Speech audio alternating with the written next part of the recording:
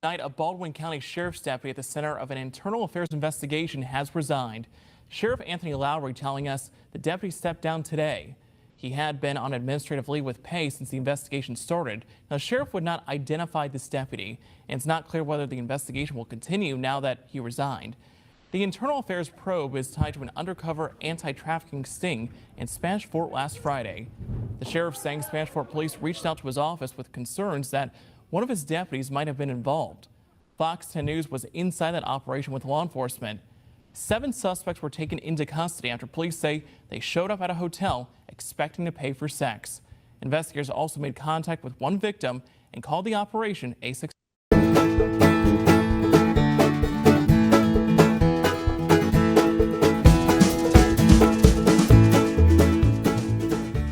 No representation is made that the quality of legal services to be provided are greater than the legal services of other lawyers.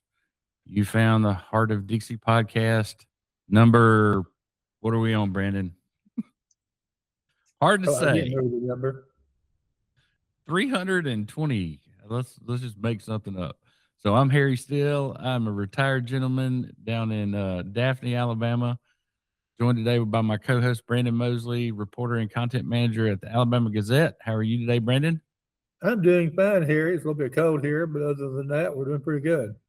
Yeah, it's still storming down here. We hadn't got the temperature drop yet, and but I hear Rodney up in Clay County is it pretty chilly up there, Rodney? Yes, sir. It's pretty chilly. It shows 42 degrees and light rain outside, but the wind is blowing pretty good. So Rodney Walker's joining us. He's a U.S. Senate candidate, and you are from Clay, Alabama, right? Well, actually, we live in Lineville. We live halfway between Lineville and Delta, Alabama, in Clay County. Yes, sir. But I was born in Talladega. And where do I get Dowie from? Is that where you're? Because you got a rock pit? We have a rock quarry, a granite rock quarry in Wedowee, Alabama. We're very diversified, and so we're kind of all over East Central Alabama, if you will. So, Rodney, it's your second time coming on the show with us. Last time there was some confusion about you manufacturing gooseneck trailers, but in fact, you are the largest seller of gooseneck, the brand gooseneck trailer. Is that right? That is correct. We've been the #1 dealer for 13 years in a row, and we sell them all over the United States, even into Hawaii. We've been very blessed with that. When we sell other farm products too, but flatbed trailers or creek feeders and different things like that. But gooseneck cattle trailers is where we like, is our main butter. So it says here you got 750 mama cows, 28 bulls, and about 700 calves. You also have a construction company. What kind of construction do y'all do? Just general contractor stuff? So I've been a licensed Alabama general contractor since 1991. At one point in time, we built a lot of buildings, including health departments and restaurants and insurance offices and shopping centers and all that type of thing. At the present time, we only are building things for ourselves, like we build the Patriot Fueling Centers for ourselves and that type of thing. So we don't, we're still a licensed Alabama GC, able to build anything, but we just don't really go after a bid work or anything at this time. So what I'm getting at is, if there's anybody who's going to go up to the Senate who knows about being regulated out the yin yang, if it's from cows to construction to international sales of trailers, you're the guy. Brandon and I were talking earlier. If we were hiring somebody to run our company, whether it was cows or construction or whatever, who would we hire given the field of candidates? And you're the clear candidate. That's a very good question. And Harry, I'd like to answer that because honestly, this is a job interview. Running for the United States Senate is a job interview, and it's the people that get to interview me, and I hope that they'll make the right choice for that job. I don't feel like there's any other person that's in the whole field of candidates running that has my qualifications. I'm a career businessman, not a career politician, and I understand about a balance sheet, assets, and liabilities. I also know that you can't print money, and the government should have to follow the same rules that we have to follow as business people. And I think that's very important. We've got to get the budget balanced, and we've got to start running it like a business. Right now, if the government runs short of money, they just print some more. Which is, why our money's worthless and gold is, what is it now, Brandon? Now that I don't know what the failure of the petrodollar is going to do to precious metals, but I would imagine all that's evaporating on the upside if you can even buy any. Yeah, interesting times we live in, isn't it? So 60 U.S. lawmakers not seeking re-election. Is that shocking? That's a pile. That is a pile. I'll tell you, there's a lot of things going on. I want to tell you something that my dad used to say. He said, son, if you run for politics, then people won't do business with you. And then I told him, and I'm really adamant about this, if business leaders do not start taking care of politics and the well-being of our country, then we're not going to have a business at all. And I think that people realize that by putting a business leader in DC and Montgomery too, that they can see and understand things. That doesn't mean everybody's perfect, but I mean, we have a business leader as our president at this time, and he's certainly done a lot of things, to help the country, and working on getting the gross domestic product adjusted, and working on getting the slime and the swamp drained in DC. Just a lot of things that we really need to continue on even after 2.5 more years when he's not president anymore. You've got to put people in DC that can think for themselves. But I mean, it's not shocking. You got to be a fighter in Washington. I mean, some of those people have got tired of fighting. Some of those people are older and need to retire, Yeah, Mitch McConnell's on the list. I mean, we know why. He can barely string 3 words together, and he has a handler like Joe Biden that leads him around on a leash like a little kid. Yes, sir. We need, George Washington and Thomas Jefferson, they all meant for us just to go, business leaders to go to DC and serve our country and serve our communities. It was a damn sacrifice to leave your farm in South Carolina for a month and a half to go to DC. It was, and you didn't get paid shit, and everybody wanted something from you. Right. Does that sound like any kind of gig you'd want? No. But in other words, it was about service, and that's what it needs to get back to now. Instead of being, I'm going to go to DC and get rich. That's foolishness. Or in Mitch McConnell's case, get a hot Chinese spy for a wife. I mean, all kinds of things are possible when you're up there in the Senate. I understand. Let's talk about.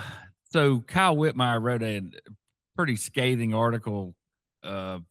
We need to talk about Steve Marshall. I'm sure you'd liked it, but I came back at Whitmire and said the only thing that's a bigger joke than calling Steve Marshall a competent attorney general is calling Kyle Whitmire a good journalist. Let's talk about the $750,000 he shoplifted in an illegal pack-to-pack transfer. So if you're running for Senate, let me give you a little free advice, okay? You can take money from anybody because it's a federal election. But state offices, you can't take dark money and transfer it in the state of Alabama. Unless, of course, you're the running for attorney general and you win. Because if he'd have lost, he'd have been prosecuted for it, right? But he decided not to prosecute himself. Go ahead. We have an ethics commission, and the Alabama Ethics Commission chose not to get involved. So they looked at it, we think, of course, everything they do is secret. They looked at it, they thought it was okay under Alabama's law. I guess our pack-to-pack transfer bill law, which is being exploited again this election by different folks, is weak, or if there's nothing we can do outside the state lines, maybe we just need to get rid of it. But again, smarter people than me interpret these laws. Just for one statement, I would like to tell people what the difference is too between the state and the federal. Do you know on the federal, you can only take in $3,500 per individual person like a husband can give you $3,500, a wife can give you $3,500, and that's for the primary, and then you got the same amount for the runoff, and then you have the same amount for the general election. Corporations are not allowed to give money. There are people that gives to PACs, and then PACs pay for things like we just saw $5 million come into this race on a different candidate that was done through cryptocurrency and things like that paid for media advertising. But in the state, you can take a large amount of money, from individuals or corporations and that type of thing, but it's very limited on the federal level. Yeah, I mean, there's people that are making 6-digit contributions in some of these state races. Yes, sir. I've seen $250,000, on one check to a couple of different people. I've seen more on some. There's a lot of money being moved around in the state politics. That's the reason when you compare the Senate race to the other races that are being held in the state, you don't see as much money in the candidates' coffers for the federal races. Okay, so look, Brandon, all the COVID stuff, all the enforcement happened on his watch. I tried to get into his office. I had to have a mask on. You couldn't get into a courthouse. No, I'm talking about not anymore, but I'm saying when he was while Attorney General, the things that he actually did versus his position.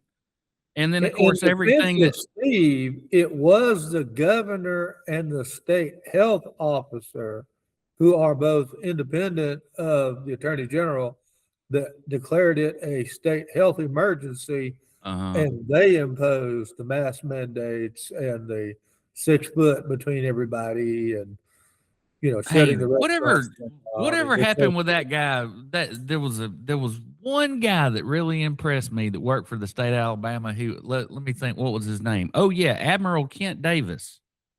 You remember all the stuff that befell him? He got fired, so you got to be careful what you say. Yeah, but remember what the cause was. And did the attorney general look into the allegations that he made? No, because they went to the ethics commission because he followed the law. Well, and of course, Tom Albritton did not find any wrongdoing. Shocker. Well, they're still investigating somewhere.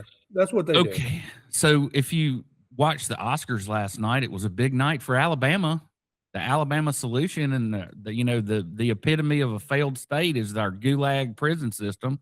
And it turns out that the mother of the man whose body was found with no heart in it, had been beaten to death with a lead pipe or whatever the hell happened to him. Yeah, she says Steve Marshall's a big fat liar on top of everything else. Well, this is not beat up on Steve Marshall Day. The prisons have been a problem for a while, and he's been attorney general for how long? Well, 9 years. Yeah, that's a long time to say it's not his. He has no responsibility. We are being sued by the Trump administration for inhumane, cruel, and unusual punishment, but we're hoping that we can get a settlement on that here soon. We're hoping. Yeah, I hope we fix our prison system. I'm gonna say one thing on that. I just want you to know that in the cattle business and the farming business and everything else, we have to treat our animals with respect and so forth. We cannot, kick a dog. We cannot, treat a cow inhumanely or anything like that. We must take a look at our prison systems and realize that we cannot treat human beings that way either. If you can't, and we don't understand me, but if you can't kick a dog or anything else, how in the world can you kick a man or woman, even if they're a prisoner? Now, I understand that they've committed a crime, but some of those crimes are not murder. One of those people that's in life in prison is my understanding that he broke into an unoccupied building, and maybe he was being a nuisance to the police department or whatever. But still, we have we got to treat everybody as human beings, even if they are in our prison system. And there's been a lot of discussion in my circles about its Department of Corrections, and a lot of other states offer rehabilitation and training and vocational education and different things like that to be able to put people on a career path and get them out of the prison system and out of the the circle of life that sometimes people get in, where they just get back into prison again. We've got to work as a whole society in the state of Alabama to fix our prison systems. So the only thing that you get when you leave the Alabama prison systems is a positive HIV test. And what's the other thing, Brandon? PTSD. PTSD is the other thing you're guaranteed to have after a stay in the Alabama prison system. On average, Alabamians pay nearly 5.5% in local taxes, the highest rate in the nation. Does that surprise anybody? No. It doesn't surprise me, but I'll tell you one thing that I would really like to see. I would like to see the sales tax removed from groceries and from prescription drugs. You've not had anybody speak about prescription drugs, but for instance, in the agriculture side, we've got it fixed now where you can take the tax off of fencing products and different things like that. If we want to help the economy and help the people of the state of Alabama on every single level, the first thing we ought to do is take the tax off of groceries. It's been an issue that's been talked about for years and years. I want to expand that and take it off prescription drugs too, because all of our society, the baby boomers are all getting older now, my parents and your parents and things like that. And we've got to take care of our seniors. But as a whole, everybody in the society, if you remove that, just think about how much money they'd have to spend on a few other things, necessities. Water skis. I need some new water skis. A lot of people just need to pay their power bill. So I want you guys to look at these three young people, and it's just heartbreaking to me. These are the military identifies 3 Birmingham service members killing refueling aircraft crash. Major Alex Clinner, Tech Sergeant Ashley Pruitt, and Captain Ariana Savino. What a waste. I would like to say on this subject that, we're here from Alabama. These troops are giving their time, their life. They're giving it all. And these 3 give everything they had, and their families will never get to see them again. I ask that everybody pray for these people, and I'm so thankful for their service to our nation. My heart goes out to their families, their mothers, fathers, sisters, brothers, and husbands, wives, and kids. I just want you to know that we all need to pray for them. I'd like to bring up one other thing while you're talking about that subject. Yes, sir. Here you got these people that are being killed. Our troops are giving their lives, but they're not getting paid right now. That's a disgrace. We need to make sure, all of our National Guard and things are falling under the Department of Homeland Security, and we've got to make sure that the men and women that we have serving and protecting our country are getting paid. That's just a disgrace that we ain't paying people, and that goes lots further than just our military people. I think the guardsmen that are deployed in with the military overseas, they are getting paid. It's the Department of Homeland Security which is running the issue, where Congress is refusing to renew their funding bill because of Democrats have a different view on border and customs enforcement than the rest of us do. And this impacted my life last night because it's TSA agents that aren't getting paid. And we had a flight leaving Dallas coming into Pensacola. I had to pick somebody up last night. And instead of being there at 7:30, they were there at 10:30, which is why I have bags under my eyes this morning. There's hundreds or up to 1,000 people that work for TSA that's quit. These people, y'all, including like our friends and neighbors that work in all areas of the government, Farm Service Agency, it doesn't matter, people that aren't getting paid right now, they've got bills to pay. They've got families to feed.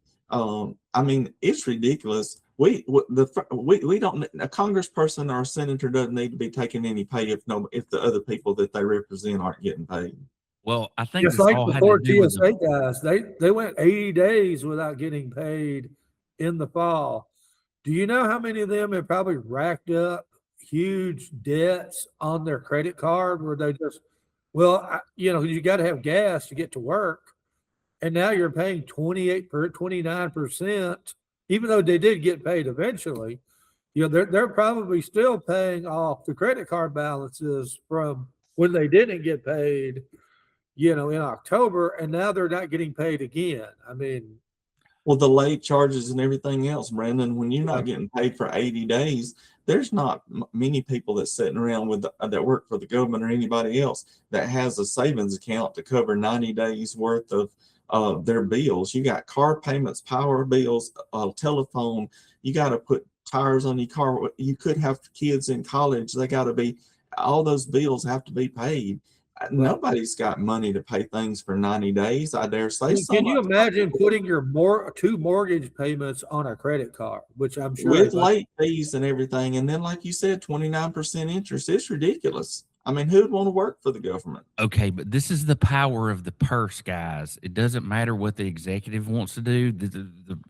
We didn't like, or I say we collectively, these northern states didn't like the tyranny of the federal government that's been on our neck for 150 years down here.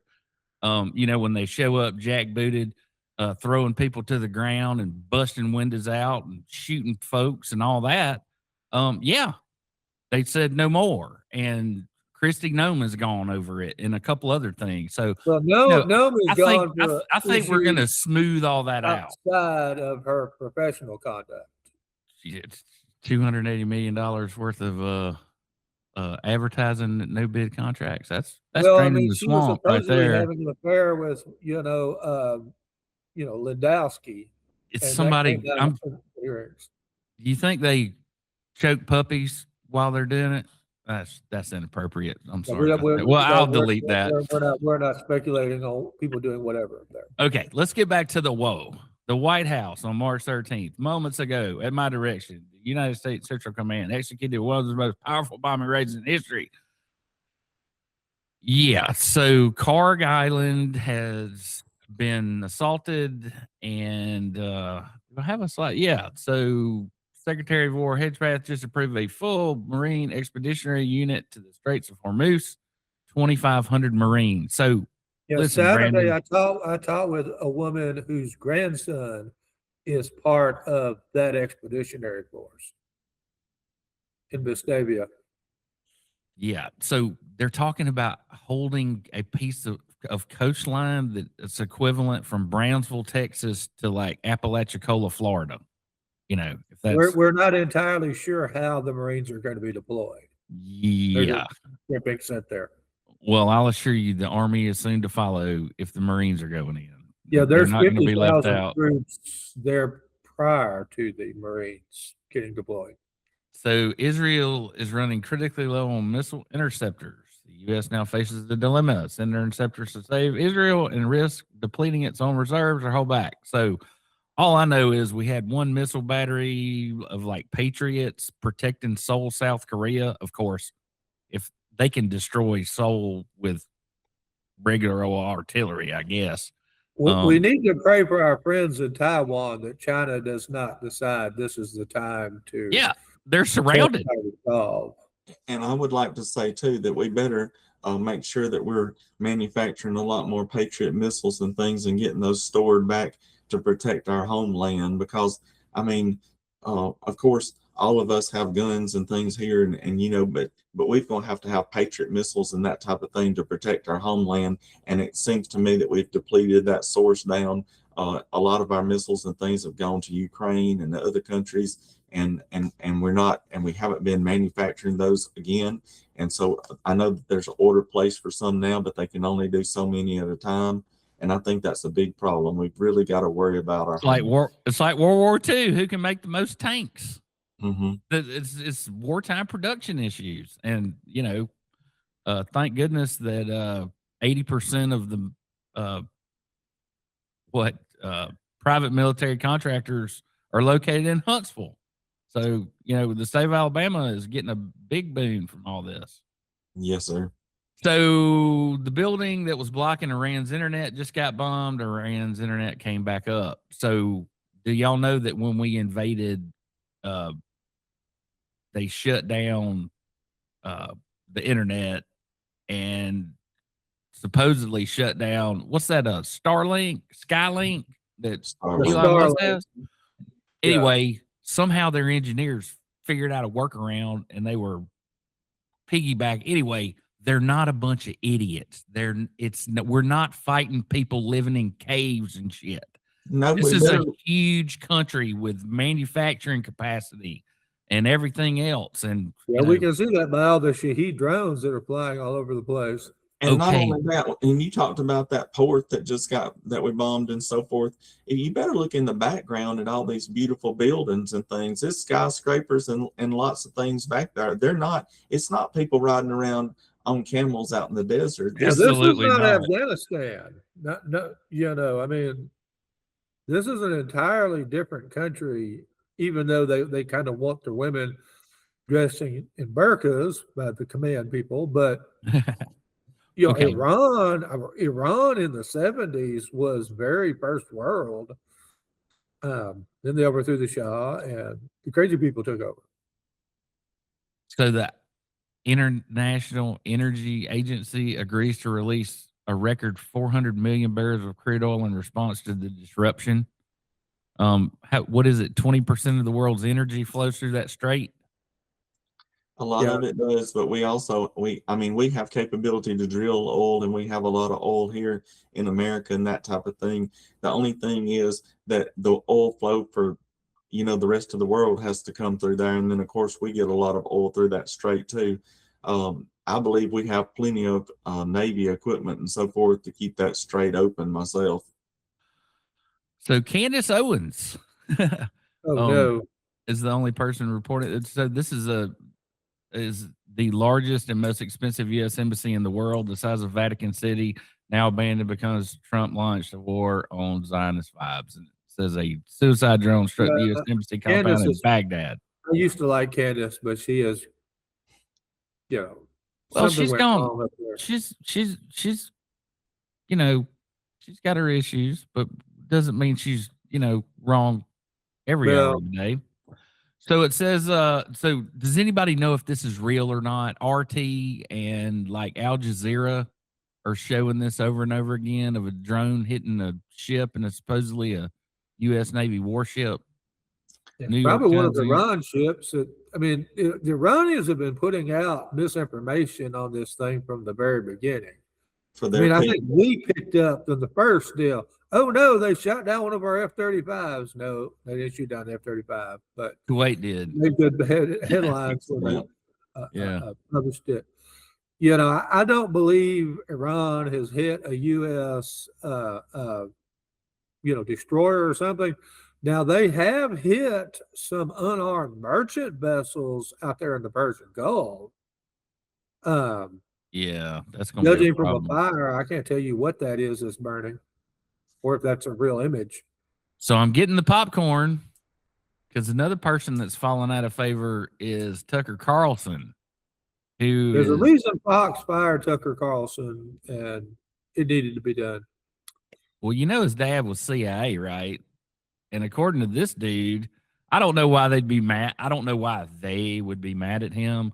But when you have CIA officers coming on saying pretty much everything that you think about the 20th century is a bunch of bullshit that was orchestrated by a bunch of guys that went to Princeton and then sat in an office in Langley, Virginia until they died. This sounds like somebody trying to sell a book that no, he's pretty prolific. He's on the he's on with Judge Napolitano and some of these other guys. Being on television qualifies you as being an expert. I don't think so speaking of somebody that a lot more people listen to than me, you or Rodney, is this Dave Smith guy who's a comedian who is one of the lead commentators of the time because he's Jewish. He's allowed to say ugly things about Israel without his house getting burned down or his life or what have you.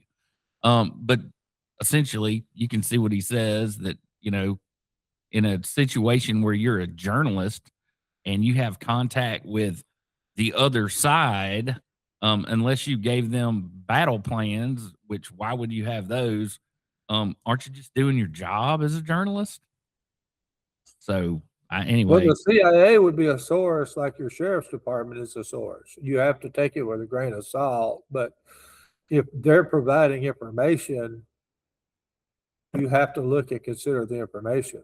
I mean, I have no problem at all with journalists dealing with the CIA or the Mossad or the Russians or the Iranians. You know, information is information. Obviously, the person giving you the information has an agenda that they're feeding you. But if you don't, you know, if the only sources a journalist used were clean and impeccable, you wouldn't necessarily know what's going on. as a journalist, you can tell us that with a good bit of authority, I would imagine.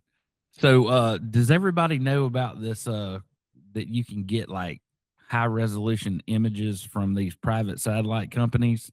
So Yeah. they're all blacked out. You can't get any, they fly like every 3 days, re-image everything. And everything's been blacked out over there. Planet Labs, the world's largest commercial satellite fleet, just imposed a 2-week blackout over the entire Middle East. That's how you know there's some things going on that no one. Well, we wants us don't to know we about. don't want to give the enemy That's right. any kind of advantage in Where our troops are and all that type of thing. Yeah. I mean, in other words, a lot of data is great, but during a war and so forth like that, or a crisis, you do not want the enemy or other people to be knowing where our people are at. That's very important. That's like the basic elements of warfare. Except the Russians have 4,000 satellites, and they're giving them The all Russians the can information that they can give them. The Russians can see what those Russians see, and the Russians We can can't hear. see. It's not they don't need this. This We is have so our the own public can't satellite. see. So, Harry, I feel like we have our own satellite. I know we do. What I'm saying is we, people that ain't in a skiff off the side of the Senate over here with guys from Langley with this shit and handcuffed to their wrist. I'm talking about just me and you and Brandon. I don't think there's a compelling interest for me and you to see exactly what's happening in real time, over a battlefield.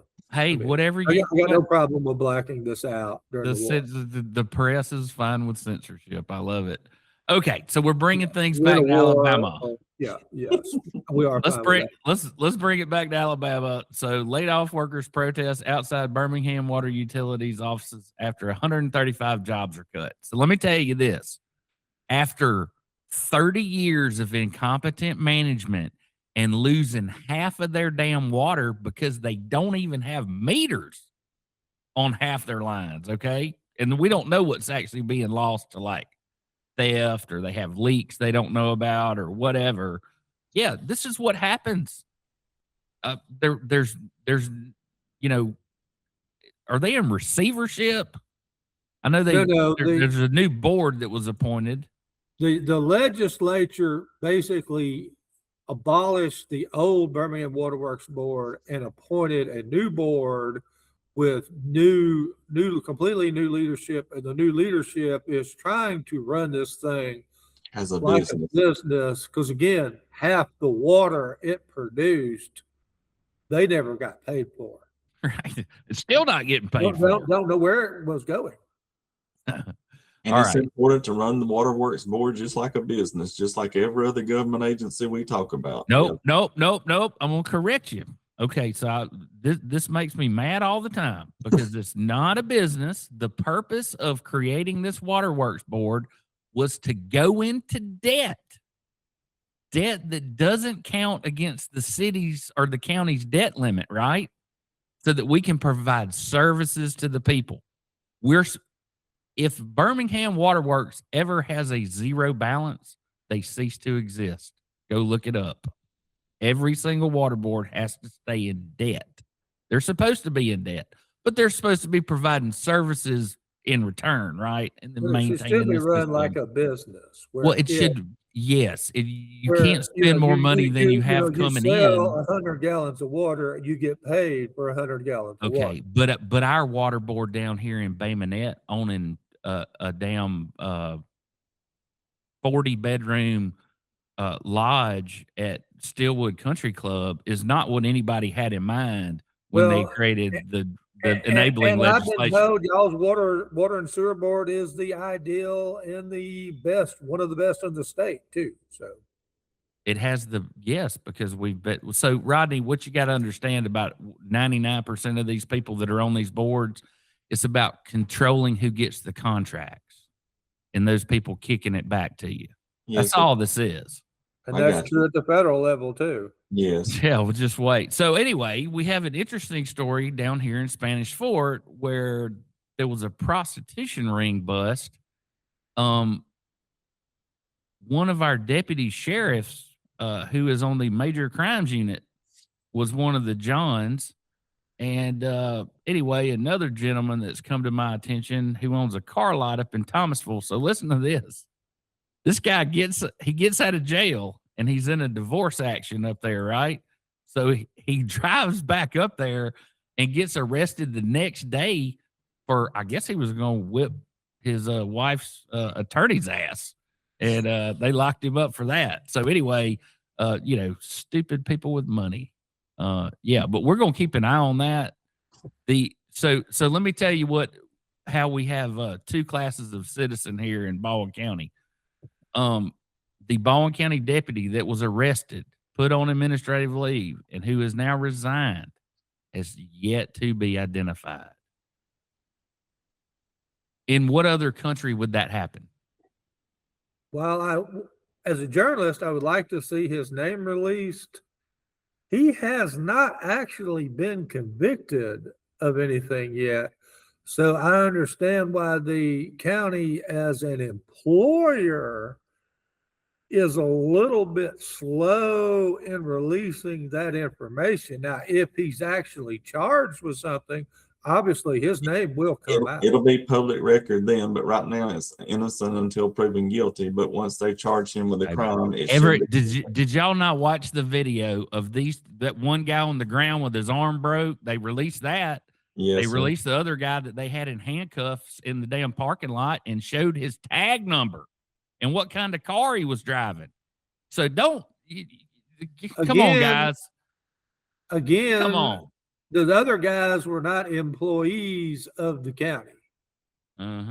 So it is. So we do have two classes of citizens. I don't know about two classes of citizens, but we need to make sure that. I mean, I'm just going to say this: we don't know all the circumstances. Number one. Number two is that we need to make sure that we properly charge an individual who is an employee of the county before we ruin his reputation and name. There is a possibility that he's not involved in that. So in other words, when as Brandon said, when charges are pressed, then his name will come out at that time. But right now it's under pending investigation.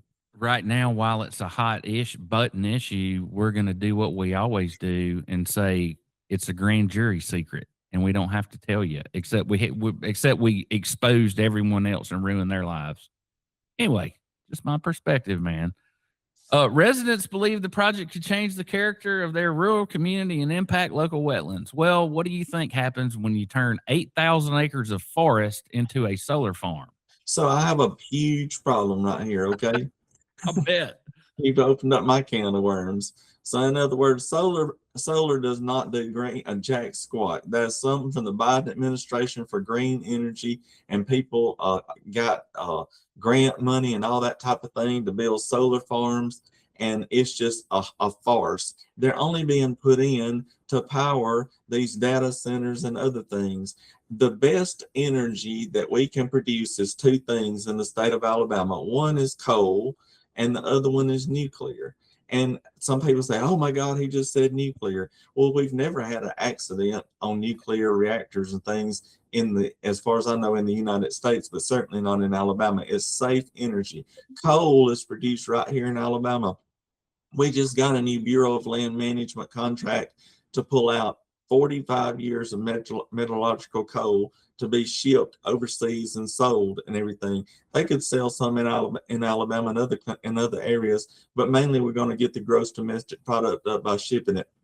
But back on this thing right here is there is a law that's on our books called EUDR, and people can look this up.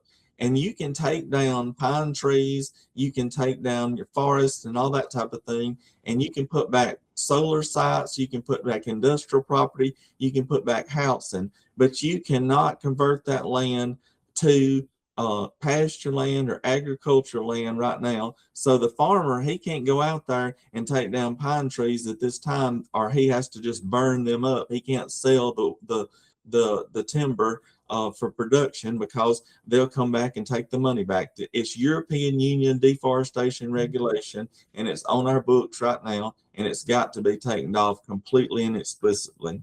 Okay, well, Brandon and I have talked about this ad nauseum, the fact that all this farmland has been converted to plantation pine forest for, international corporations to enjoy, is really a shame.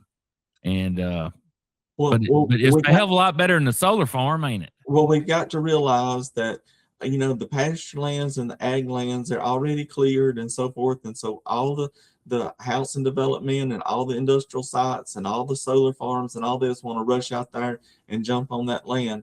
But guys, we have got to worry about our food supply in 25 years from now. And it's not going to come from the mountainside. It's got to come off of farmland for ag producing farmland. That's very important. We have to eat. If you want to become a third world country, just take our food supply away. So, Brandon, what do you know anything about this bill that pauses and attempts to regulate solar farms? Doesn't this seem like everything that we do in the legislature? It's like, oops, there's a big problem that we should have seen coming like 5 years ago, and now that they're all approved, we're going to do something about it. They are getting pushback from the folks. I know here in Montgomery County, I think there's like about 6,000 acres of these things under construction. A lot of it was cattle land that's been out there with mama cows for, generations. And before that, I think it probably grew cotton. And they're just, like I say, they're putting in solar panels out the yin yang. Again, it's like we're not even getting the power. The power will go to a fraction of the power that a new data center is going to use. And, all those people that used to hunt on that pasture land, they can forget about that, because you can't be shooting around the solar panels. You can't graze cows on the solar panels, because, mama cow starts scratching her back up against some panels. She'll tear it up pretty quick. You can run sheep. I don't know if we have a demand for tens of thousands of acres of sheep grazing. I don't know how I'm supposed to keep the coyotes out of a herd of sheep when I can't shoot around the solar panels. Right. Someone smarter than me will have to figure that one out. But maybe we should put lots of bunny rabbits in there to keep it all nice and, weed free. So the other thing is this: it's just like those wind turbines. Once something happens to it, there's no preventative maintenance and so forth. Once something happens to it, it's going to be an eyesore out there until somebody pushes it back up. Just like the blades on the wind turbines and things like that. You can study about this. It's a big problem. Brother. This ain't a heart pine fence post you're gonna be taking down. These things will be, have pile caps going down into the ground to hold. The structure up. To harvest the power, they've got underground cables going from one solar panel to the other solar panel, just like Christmas tree lights, and all that's underground.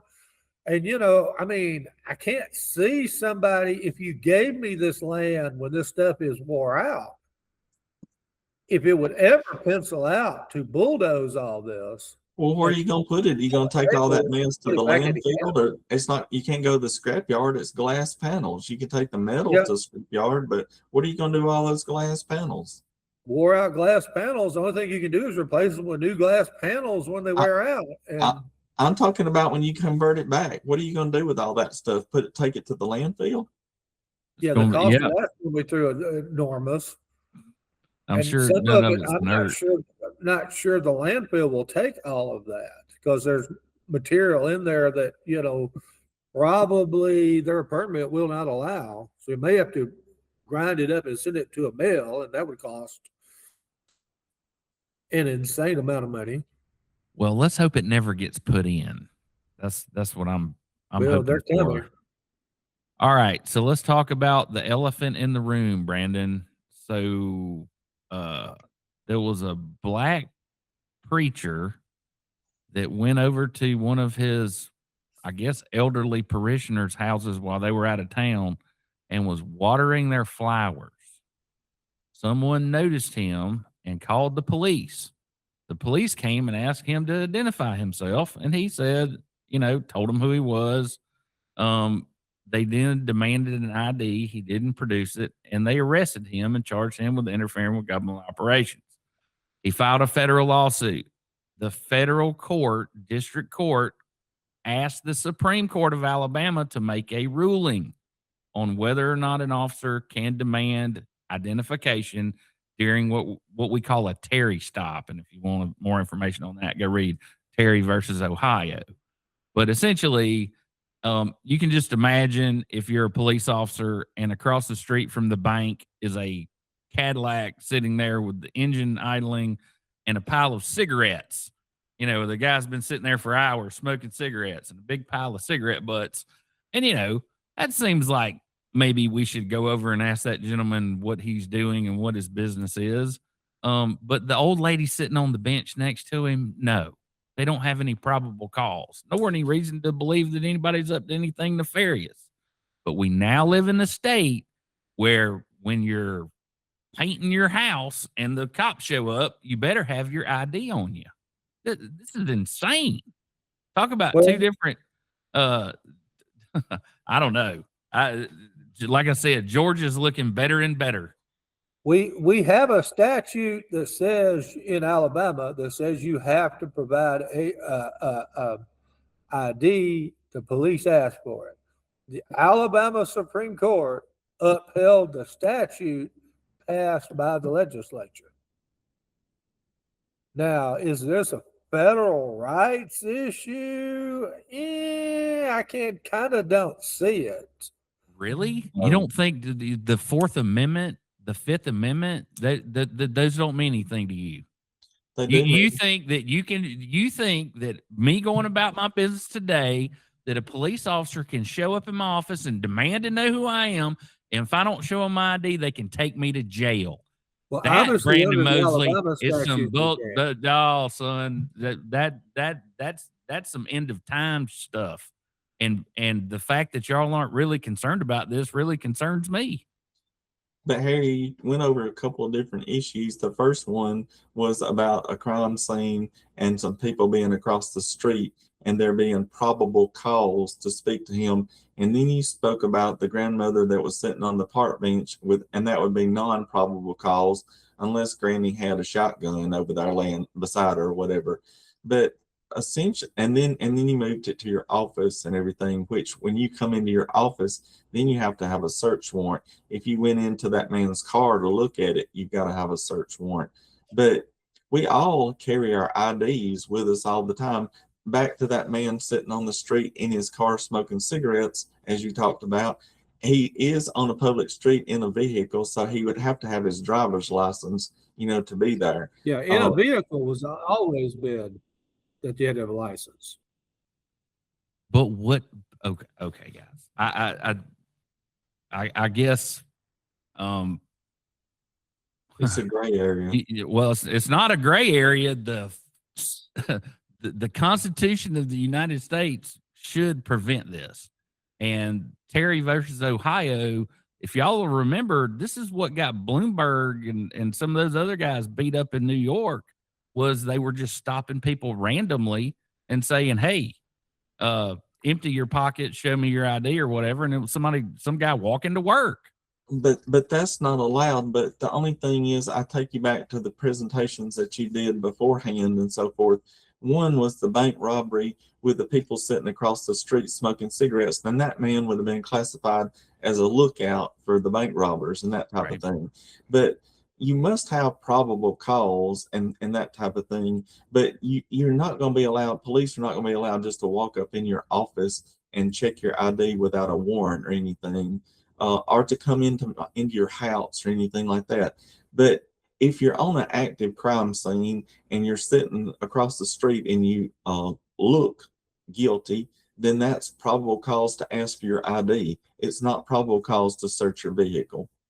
My understanding of the Alabama statute, which I've not read, so I'm getting on dangerous ice here, is the new Alabama Show Your ID statute is in any interaction with law enforcement, they can ask for the ID. And you, as a citizen, have to be able to present one. Hey, I tell you what would be real easy, guys.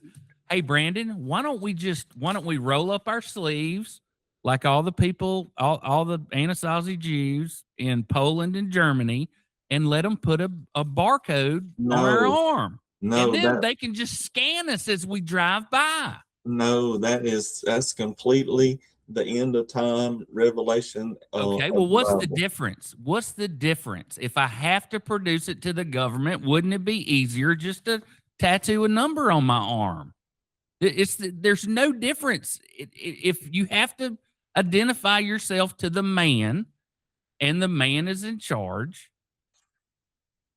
it would be much easier for me just to have a number tattooed on my arm, and I could just say, here, well, officer, this is who I am. Picture, but I can't see that being required yet. Well, go get a star ID so, the federal government have your biometrics. It's if you want, I don't have one. I'll never get one. So anyway, I have a completely different perspective. The government ain't here to help you. We've surrendered violence to the government, and they will use that violence. And all these people in these positions are men, women, just like me and you, and they have the same biases. And when you give them these abilities to have power over you, they will use it every time. So whatever the good intention you think may be here is, Mr. Mosley, I can't imagine what it is, but it scares the hell out of me. And I'll guarantee you about a third of the people who have badges on who think about this all the time, it probably scares them pretty bad too. Because, there's a third that are incompetent, and then there's the third that's corrupt. And then you got the third that's the good guys. Or at least that's my head count. Incompetent and corrupt. Now, there are incompetent and corrupt people in every profession, including education. But third. Apparently, I agree with you, Brandon, and I'm going to step out on the limb too, Harry. I'm sorry, but in other words, as we know, there are a few bad people in everything that there is, no matter what it is, even in the media, whatever. But in the media, definitely. I served as our chief helicopter pilot for 8 years for our sheriff's department, and I was involved in a lot of scenes. I've helped save a lot of people.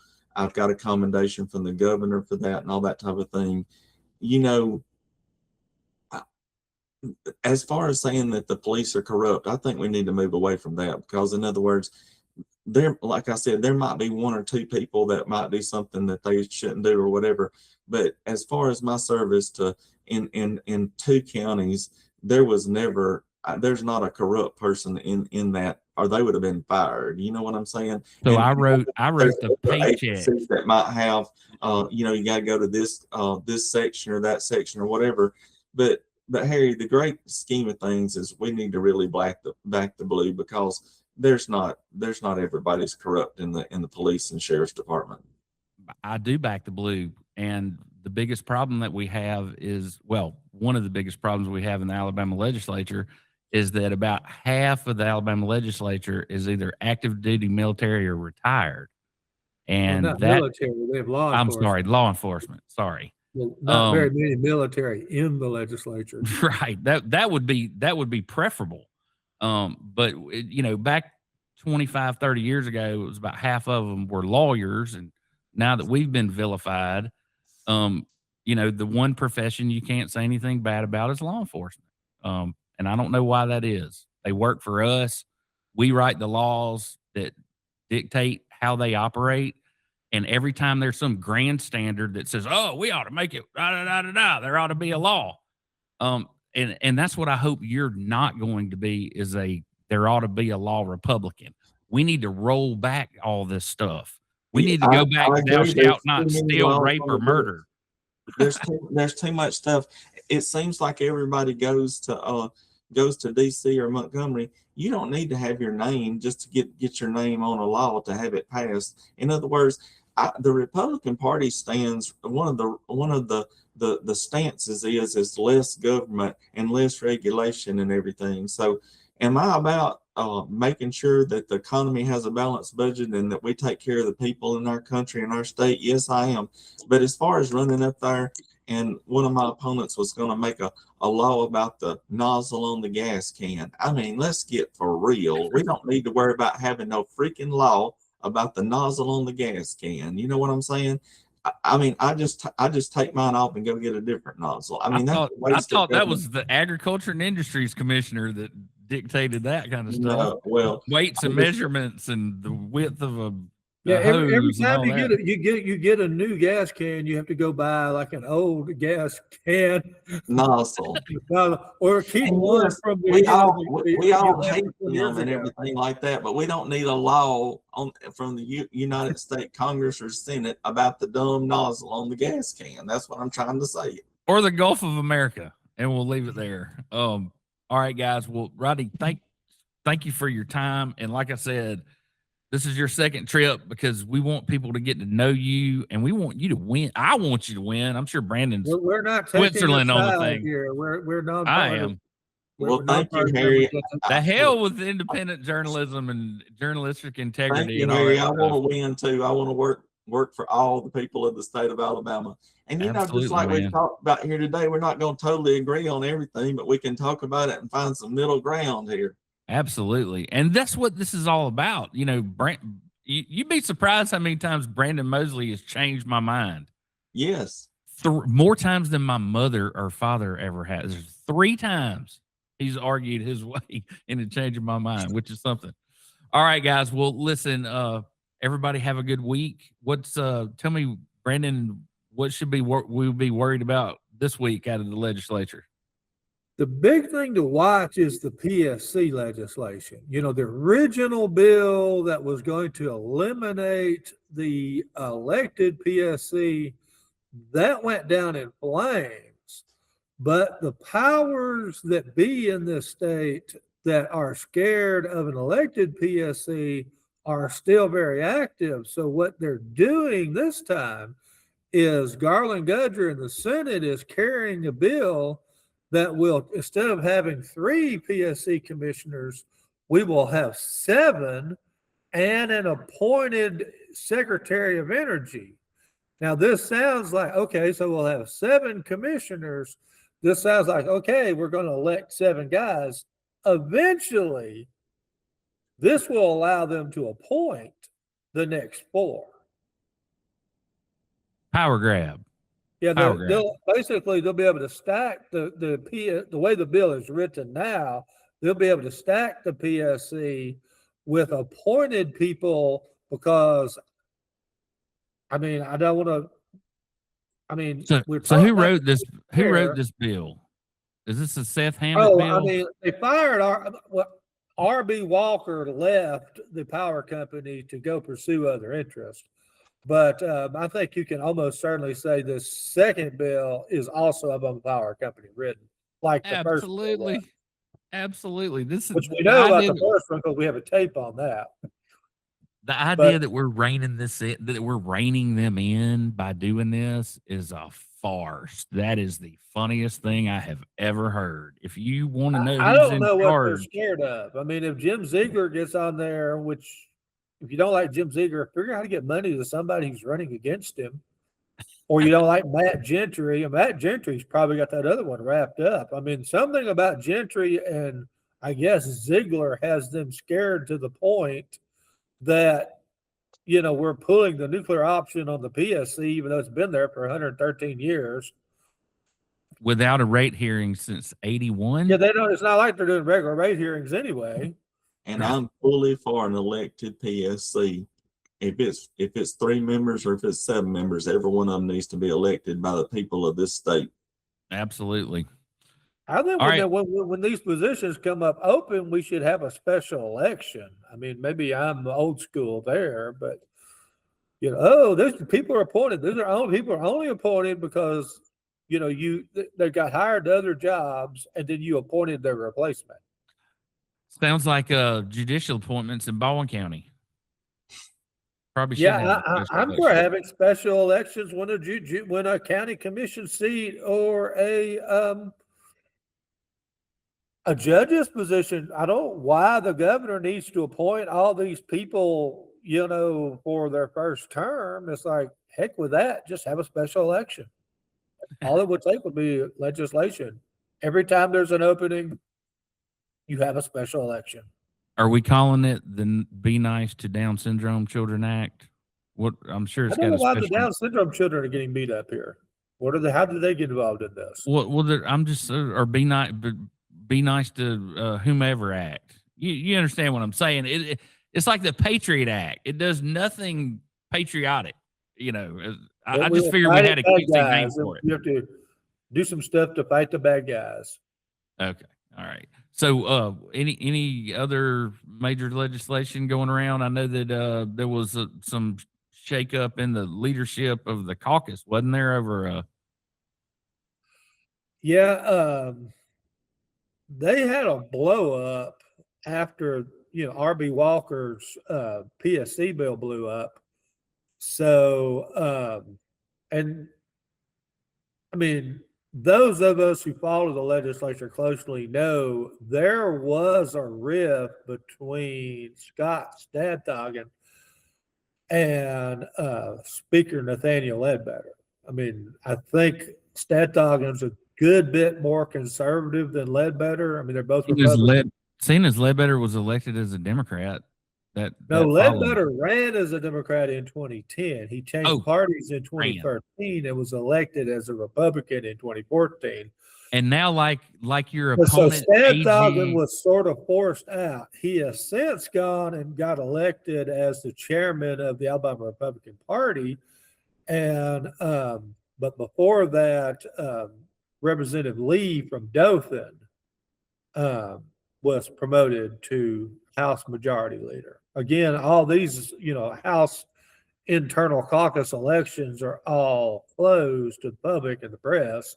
So you don't get to actually hear any of the arguments for and against these folks. You just have to rely on leaked stuff and the people that record these things illicitly.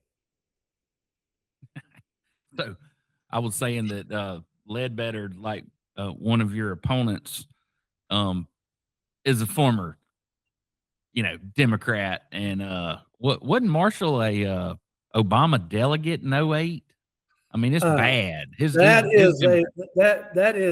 is inaccurate. Okay. I have looked that up. People have told me that for years, but no, Steve Marshall was not elected as a delegate for the presidential President Obama campaign.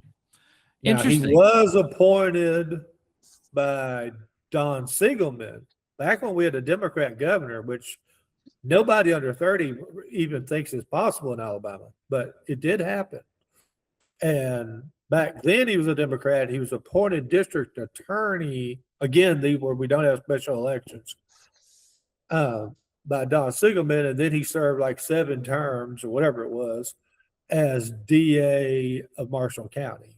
And then he switched to the Republican Party and then got appointed attorney general by Governor Robert Bentley, and then he's since been elected twice as attorney general. And to my point, he, like Ledbetter, is the Trumpiest Trumper that ever trumped. Now that he's been elected. That's but a lot of us have found the light since we had President Trump, so we can't hold that against it. You know, a lot of us are going to find another party if he doesn't end this war pretty soon. If they keep sending, you know, our best and brightest, you know, young people back in body bags and all that. You know, there are a lot of people that voted for him because he said he wasn't going to get us in a war, and that's exactly what we're in. And so, anyway, I certainly support our troops, but I for one think this was a war of choice, and you know, it's kind of like the yellow cake uranium crap. I've heard the official narrative, and you can go look on Barry Moore's website. It says the same thing as Ted Cruz's or Katie Britt's or President Trump's. For 47 years, this terrorist regime has killed over 1,000 Americans, and I'm like, yep, that's what terrorist regimes do. Can't get them all, but for some reason, the Israelis were going to do it anyway, and we knew we were getting dragged into it. And that sounds more like, you know, what Marco Rubio told us, you know, our national security advisor and Secretary of State. Kind of tend to believe what he said when he was put on the spot. Well, if you got, I mean, Rodney could probably relate to this. If you've got coyotes coming and killing your calves, I mean, you can accept it as a loss and just say, okay, we're going to lose 5% of every calf crop from now on to coyote losses. Or you can say, okay, we're dropping everything and we're going to hunt down the stupid coyotes and we're shooting them. And you would solve that problem there. And also don't forget the root of the big deal. If I had big holes out in my pasture that the cows would fall in, and we'll call those the nuclear weapons, and I was not smart enough to seal those holes up, then it's my fault that the cows keep getting killed, if you want to use puns. But in other words, the root of this is that Iran did not need a nuclear weapon, and for years and years we've tried to go over there and blow up a couple of things and then come back and that type of thing. This time, 6,000 hits, we should have eliminated all their nuclear technology and their ability to produce a nuclear weapon. And it seems like that the Iranians that are here on American soil are very happy about what is going on in Iran, about taking down that regime and taking out the possibility of nuclear weapons. Because nuclear, we're talking about destroying the whole world, not just destroying the country right next to you. We're talking about destroying the world, and I don't want to see that happen. I mean, all right. I think it's basic negotiations.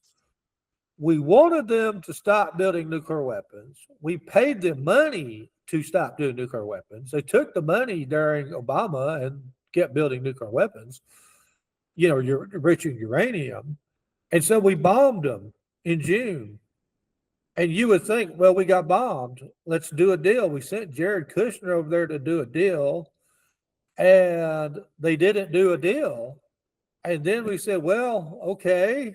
And I'm not going to accuse the CIA, but all of a sudden in Christmas, we had mass protests. Hundreds, I mean, we have seen all kinds of scuzzy regimes, you know, say, hey, when there's hundreds of thousands of people out there in the streets protesting, saying, y'all got to go, they get on their private jet and they take $1 billion in stolen tax money and they fly and they live in luxury.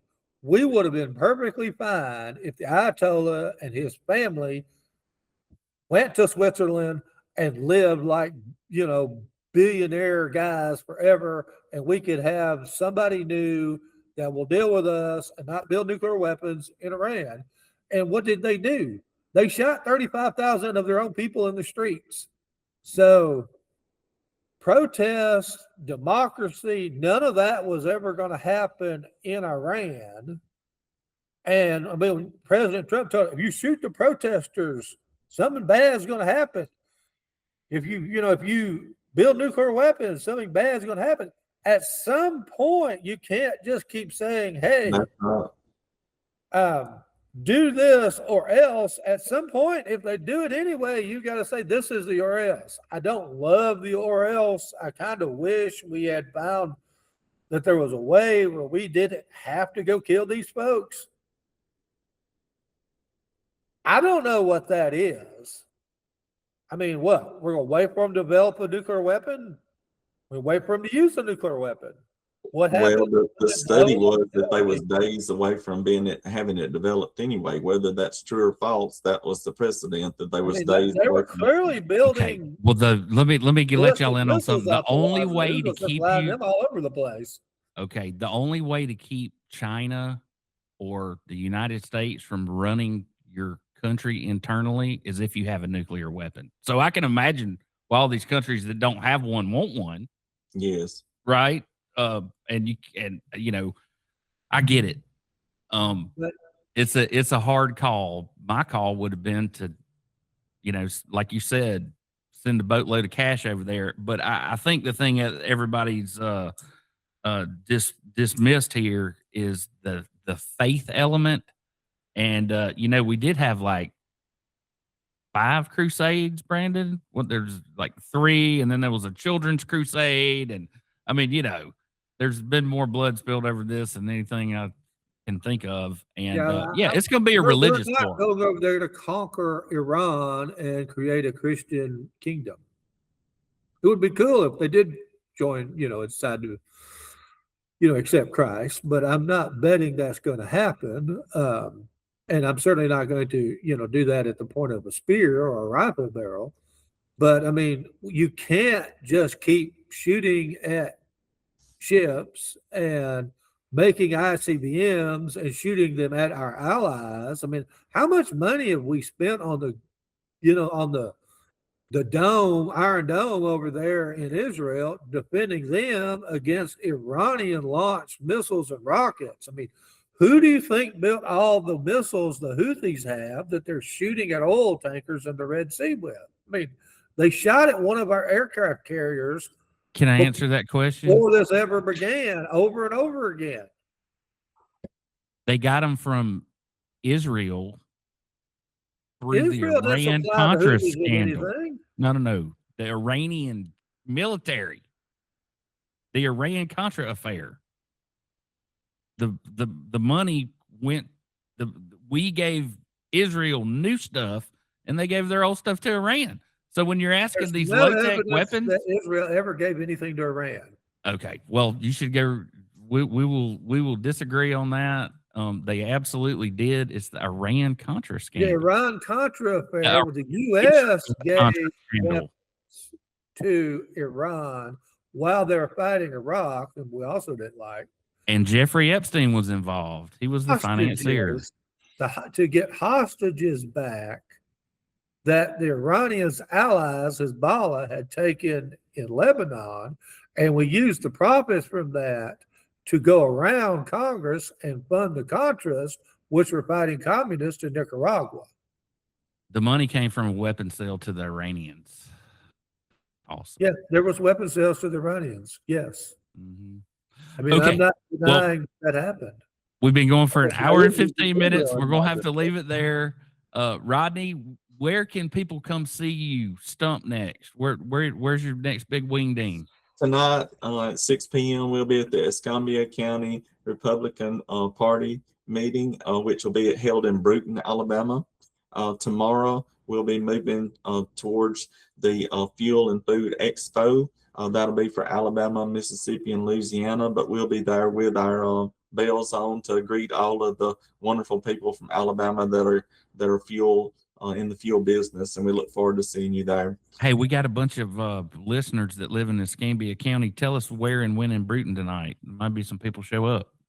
The exact address in Bruton, Alabama is going to be 220 St. Joseph Avenue in Bruton.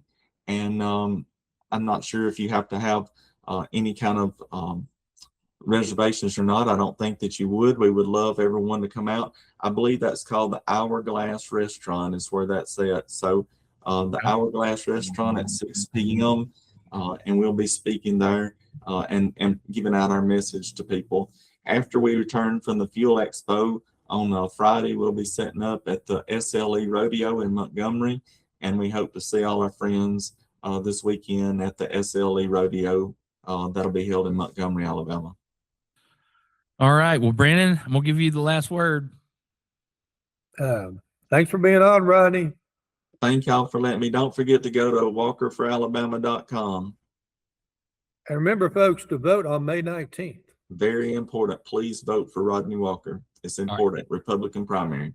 Have a good week, everybody. An Ohio-born treasure hunter who once made one of the biggest shipwreck discoveries in U.S. history is now out of prison. Here's what we know tonight. Tommy Thompson found the famous ship of gold off the South Carolina coast in 1988. Now he's released after spending more than a decade behind bars. He had been jailed for refusing to reveal the location of 500 missing gold coins from the treasure. The ship, the SS Central America, sank during the gold rush of 1857. Carrying thousands of pounds of gold. Even now, the coins once valued at more than $2.5 million are still missing.